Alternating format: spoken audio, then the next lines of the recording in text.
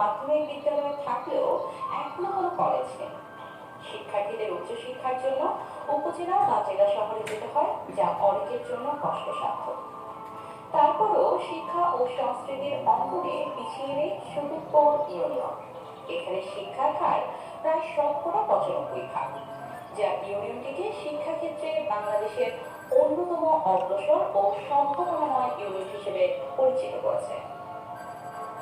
ইউনিয়নের বেশিরভাগ রাস্তা এখনো কাঁচা, বর্ষাকালে চলাচল দুর্বিষহ হয়ে ওঠে। সুদূরপুর ইউনিয়নটি উপজেলার ঠিক মাঝখানে, অর্থাৎ উলকাঠি, নাচনমহল, মোল্লারহাট। সূচনা হোমিও হল, এখানে সকল রোগের চিকিৎসা দেয়া হয়। কবিরাজবাড়ি রোড, জালকাঠি। ও কুশঙ্গল ইউনিয়ন দ্বারা বেষ্টিত। উপজেলার সবচেয়ে বড় হাট তালতলা বাজার এই ইউনিয়নে অবস্থিত। স্থানীয় জনগণের দাবি একটি ডিগ্রি কলেজ, একটি কারিগরি শিক্ষা প্রতিষ্ঠান এবং উপজেলার মধ্যভাগ হওয়ায় একটি পুলিশ প্যালেস স্থাপন করা, যার সুফল প্রায় 5টি ইউনিয়ন ভোগ করতে পারবে। এছাড়াও রাস্তা পাকাকরণ এবং চিকিৎসা সেবার সম্প্রসারণ প্রয়োজন। ইউনিয়ন স্বাস্থ্য কেন্দ্রে একজন আবাসিক চিকিৎসক থাকলে এর সুফল অন্যান্য ইউনিয়নের নাগরিকরাও সহজে গ্রহণ করতে পারবেন।